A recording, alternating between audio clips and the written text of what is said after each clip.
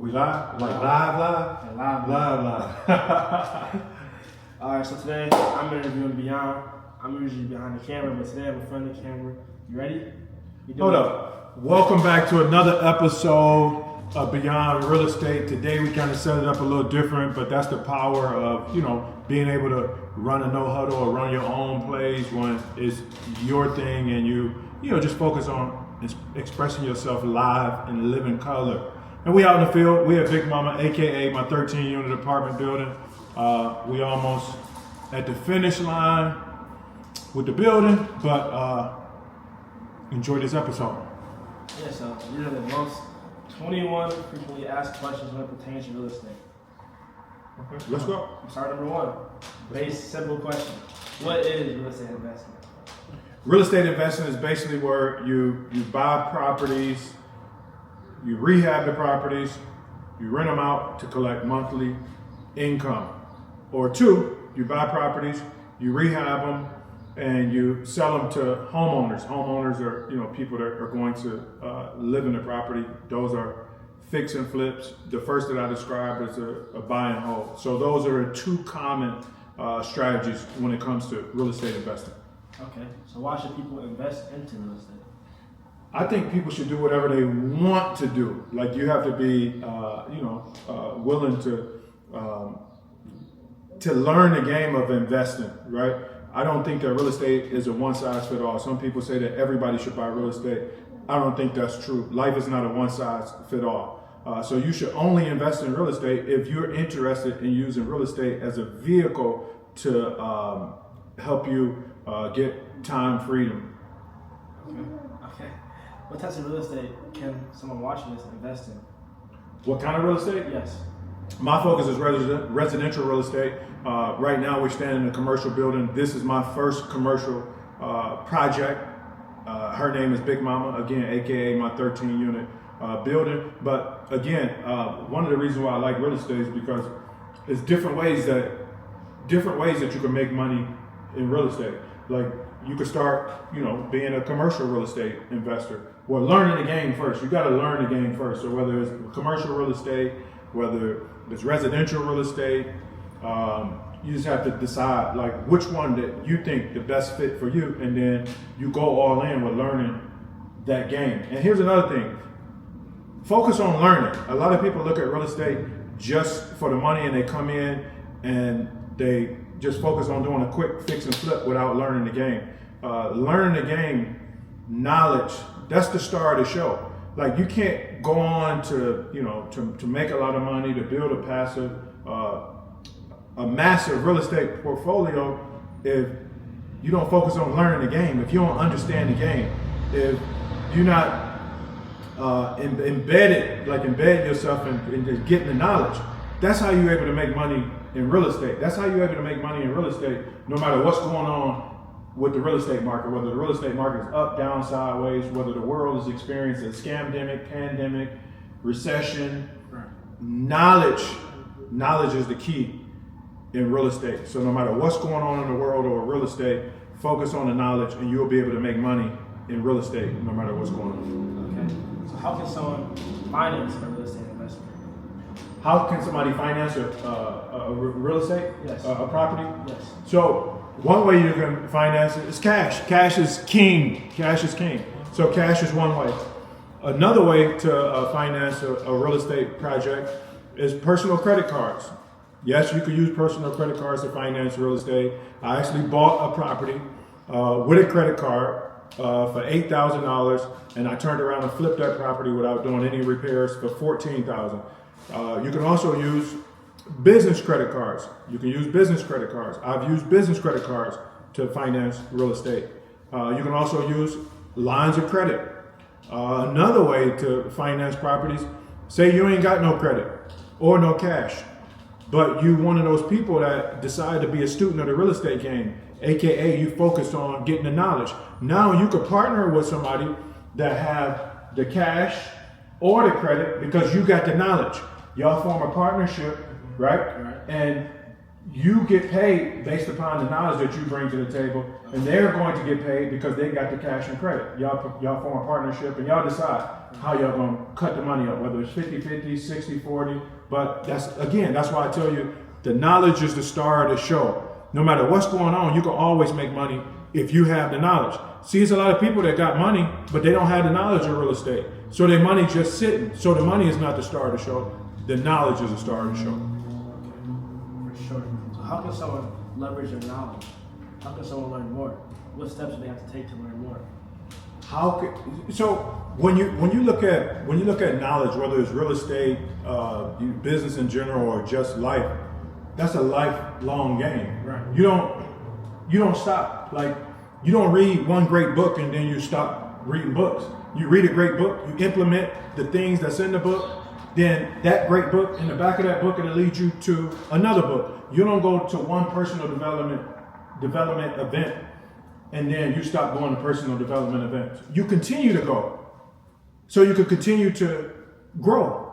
Life is all about growth, constantly growing on this journey. So no matter how much money you make, no matter how many properties you have, you should be committed to being a student of the game of life, student of growing and knowledge and executing. Because a lot of people go get the knowledge, and they got a lot of knowledge, but they never execute. Like, get in the habit of getting the knowledge and then execute with the knowledge. Go get some more knowledge, execute, and then put it on repeat. Gotcha. What is the difference between residential and commercial real estate investing? Residential is 1 to 4 units. Okay. Anything after 4 units is considered commercial real estate. So again, residential real estate is 1 to 4 units. When you get past 4 units, you go commercial. Okay. What is a real estate investment trust? I don't know. I don't have a real estate investment trust. Okay, that's not your niche. That's not my thing. Okay, gotcha. How do I evaluate a real estate investment property? How do you evaluate a property? So, how I evaluate a property, the first thing, say a wholesaler sends me a property for sale. The first thing, I don't have to do this, but if you knew, you want to reach out to your real estate agent to get comps, comparables, like what prices are properties selling for in that area that's comparable to the property that you're looking at. So you'll have an idea of what you could sell the property for, depending on your exit strategy. After you do that, you need to walk through the property. You walk through the property and evaluate, do the numbers, find out how much it's going to cost you to rehab the property, labor and materials. After you get those numbers, then you decide how much you can offer for the property, depending on the profit that you want to make. Okay. What's the cap rate and how is it calculated? I'm not sure. It's funny. I don't look at it. I don't look at real estate based upon cap rates. Okay. And most of the time, cap rate, that term is used in commercial real estate. Remember, I said that this is my first commercial building. Residential real estate, most people use the word ROI. That's the return on investment. Yeah, and you could Google the calculator to get the return on investment, on any investment. So I personally use a calculator to get the return on investments when I'm investing in residential properties. I use a calculator, an app on the iPhone called Property Evaluator app. Property Evaluator app, you download the app and you just plug in the numbers and it gives you the ROI. Once you plug in how much you're paying for the property, how much you're paying, the expenses, property management, insurance, water, sewer, it gives you the ROI. So we hear this word cash flow all the time. What does cash flow mean when it comes to real estate investing? What does it mean? Cash flow is the money that's left. Net cash flow is the number that's left after you pay all of the expenses. Okay. So that's net cash flow. After all the expenses paid, like your insurance, your mortgage or loan if you have one, the water, the sewer, whatever maintenance, after everything is paid, after the debt is serviced, all the expenses, what you have left over after, that's your positive net cash flow. Okay. What are the tax benefits of real estate investing? The tax benefits of real estate investment. Here's another thing. I'm not a tax expert. My CPA is a tax expert. So I don't get into advising people or giving people advice when it comes to taxes and real estate. Okay. How can someone find the best deals when it comes to looking for properties? So I think it's multiple ways to find deals. One way is go to your local REIA meeting. REIA, REIA stands for Real Estate Investors Association. They have those in every city across America. Okay. You could Google the local REIA for whatever city to give you the date and the time that they meet. At the local REIA meetings, you will meet people, whether it's new investors that have been in the game for 20 years, new wholesalers that have been in the game for 20 years, title companies, management companies, real estate attorneys, lenders. They meet like once a month. And sometimes they have a speaker speaking on a specific thing. It may be a lender speaking. It may be a property manager speaking. But that's the place you can go to network, to meet people that you need for your real estate team. But more importantly, you can go there to get a better understanding of the city that you want to invest in, where you know like the hot zip codes to stay away from, etc. Okay. So what are the risks that comes with investing in real estate? So the risk that comes with investing in real estate is just like the risk that you take every morning that you wake up and leave out your house. Okay. You may not make it back. Right. And that's why it's called investing. Whenever you invest in anything, you're taking a risk. Right. That's why I said the knowledge is a star of the show, and focus on getting your knowledge up, because the more you invest in your knowledge, the lower your risk when it comes to real estate. Exactly. Most people try to skip past the knowledge.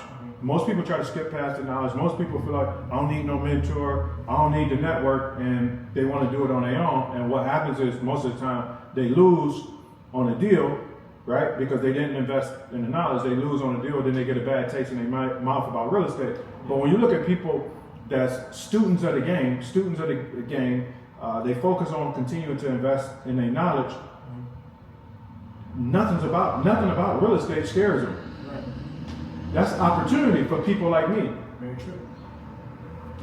Okay. So how can one manage properties effectively and efficiently?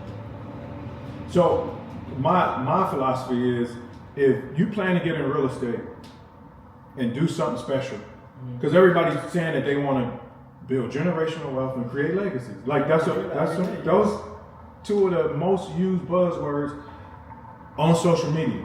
Yes. And so if you're looking to do that, that means that you plan to build something special. You plan to have a nice sized real estate portfolio. So when you come into the game and look at it like a Fortune 500 company. Don't come in and look at like a one night stand, a pump and dump. You're just looking for a quick flip.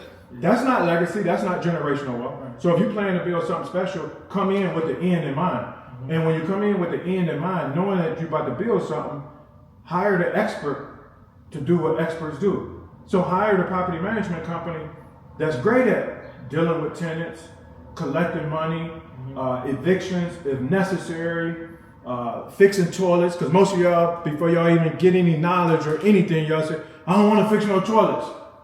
It's not about fixing toilets. It's about you hiring the right people that you need on your team to win a championship, the same way they do in football. I don't want to be no blocker. Well, you don't have to be no blocker. You get somebody that's going to block, and then you could be the quarterback. Exactly. So if you plan to build something special in real estate, hire a property management company from the beginning and let them focus on the property management while you focus on raising capital and finding great deals. So what is house flipping? How does it work? House flipping is real simple. You find a great deal, you buy it at a discount, you turn right back around and flip it. So you could find a great deal that you buy at a discount, you could list it on the MLS, sell it for more without doing anything to it. 2, you could find a great deal at a discount, you could have your rehab crew rehab the property, list it with a real estate agent, so they could sell it to a homeowner. The first analogy I gave, you're not going to do anything to it. You're buying it at a discount. You have your real estate agent listed on the MLS, and the end buyer is probably going to be an investor that's going to buy it and do the repairs that you didn't do. But you bought it at a great enough deal so you could leave enough room for the end person to buy it and you can make a small profit up front. The goal with those are, I call them wholesale flips. You get it at a great price, you turn right back around, sell it without doing anything. The goal is not to make a lot of money on those deals, because you got to leave the room for the person that's going to manage the crew and go through the whole rehab process. Right. The goal for wholesale flips is for you to build up your pipeline to do volume with those deals, to flip as fast as possible. You ain't got to manage no crew, do no rehab. You just focus on finding great deals at a discount, turn right back around, and make you 10 to 20% on your money. The other way, like I said, is you finding great deals, but you got a rehab crew that's going to rehab them, and you're going to do retail flips, aka sell them to homeowners, have a real estate agent listed and sell it to homeowners. Another flip that most people don't talk about, and I've been doing those since 2007, is turnkey flips. Right. Turnkey flips, when you find a great deal, you rehab it, you have a property management company put tenants in place, and then you sell that property to out of state or out of country investors. Okay, cool. So what is the 1% rule when it comes to investing in real estate? The 1% rule basically means if you buy a house for $100,000, you can rent it out for $1,000. Oh, okay, pretty simple. Mm-hmm. How does someone calculate the return on investment for a property? So that same app that I told you about, the property evaluator app, okay. You could use that same app to calculate the rents, right? To calculate the rents. Another way to calculate the rents is you can use Zillow. You can go to Zillow. Zillow will tell you the rent range for that property address that you put in. You can reach out to your property manager. Your property manager will tell you the rent range for that property. In Cleveland, Ohio, in the inner city two families, the rent range for each floor, 2 family, 2 bedroom, 1 bath, each floor, the rent range is $800 to $950 per floor. That's the rent range for 2 families in the inner city, Cleveland. When I say inner city, I mean the hood. 44103, 44104, 44105, 44106, 44108, 4411, 44120. How important is location when investing in real estate? It's funny. I never paid attention to location. I know a lot of people say that, location. Again, here's another thing that I love about real estate. Once you decide to be a student of the game, you come in and get focused on the strategy that you're going to use, the strategy that works great for you. Don't listen to any outside noise. For me, the price. I don't care where it's located at. If the numbers make sense, I'm interested. If the numbers make sense, I have a strategy that I can use to make money on a property that's anywhere in Cuyahoga County. Okay, cool.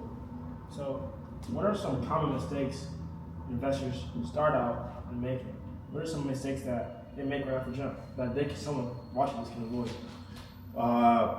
One of my biggest mistakes that I made when I first bought my first rental property, I didn't get insurance. I remember like yesterday getting a phone call, somebody saying my house is on fire, saying my rental property is on fire. So I rushed over to where the property was at. It was on Corman Avenue off of 79th here in Cleveland, Ohio. I pull up, I see, a crowd of people standing in front of the house on fire. So I hop out the car, I stand in the crowd with the people looking at the house.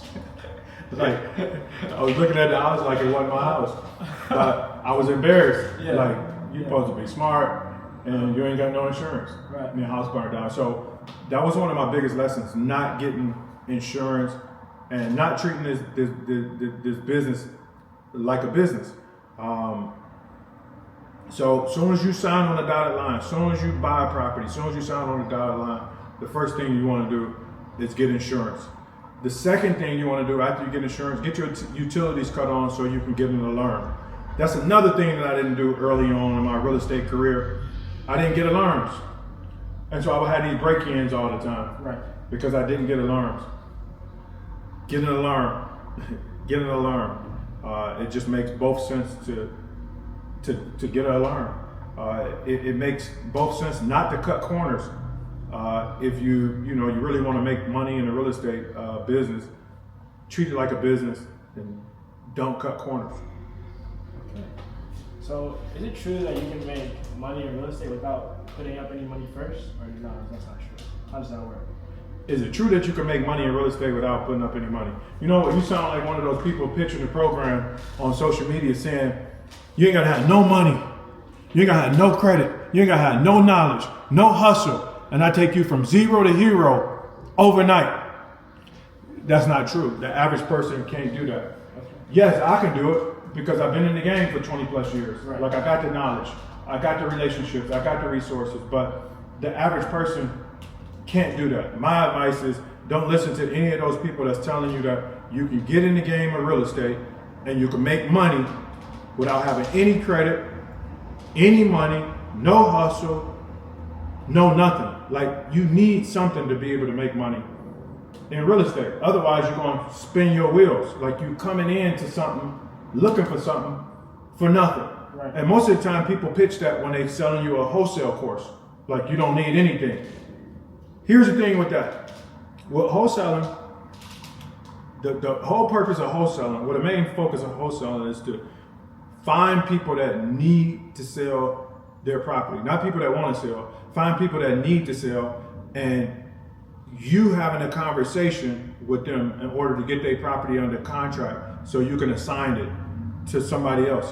Here's the thing. If you don't have any money and you spent your last money on somebody's course because they told you they could take you from zero to hero with no money, no nothing, the only thing you thinking about is money and closing a deal. You're not thinking about coming up with a solution for this person that's in a situation they need to sell their property. As a wholesaler, your whole game plan is to come up with solutions and listen. Come up with solutions. Be a problem solver. If you already got a fucking problem that you can't really solve, your back is up against the wall, the only thing you're thinking about is money and how you need to close this person. Guess what? When somebody in trouble and they meet somebody else that's in trouble, trying to get something from them, they can feel that vibe. And guess what they thinking? Hold up. This motherfucker in the same situation that I'm in. So it's probably going to take you a long time to get your first deal done because you're not going to be focused on coming up with a solution and actually helping to solve that person's problem that need to sell the property. So you need some money to start in the game of real estate. Even if you're going to start with wholesaling, my advice is have some money so that way you ain't got to be thinking about money. Okay. Question 21. Last question. What advice would you give to someone watching this, young, ambitious, and they want to invest in real estate? What would you tell them?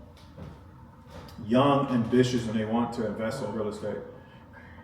I would say start with YouTube. There's a bunch of free information on YouTube. Start there. Because here's the thing, people that want to learn something or develop a skill set so they can change their bank account, if you don't have any money, you don't have no money for courses, classes, mentors, coaches, that means you got time. Yeah. You got to have one or the other. Very true. And so if you don't have no money but you got time, go to YouTube University. Go to YouTube University. Start there. And then work your way up. As you get the information from YouTube, start to execute. But dedicate some time every day to learn it. Every day. Set a timer. Like, lock in. Come off social media. Don't get distracted. Lock in like you're getting paid $100,000 to finish the course. Lock in. There they have it. 21 questions. Appreciate you. Yes, sir. But people don't know who you are. Who is the guy? Who is the guy interviewing me? My name is Joshua Phillips. I own a marketing agency based in Cleveland, Ohio called Change Agency. And that's me. So what's up? Peace. Peace.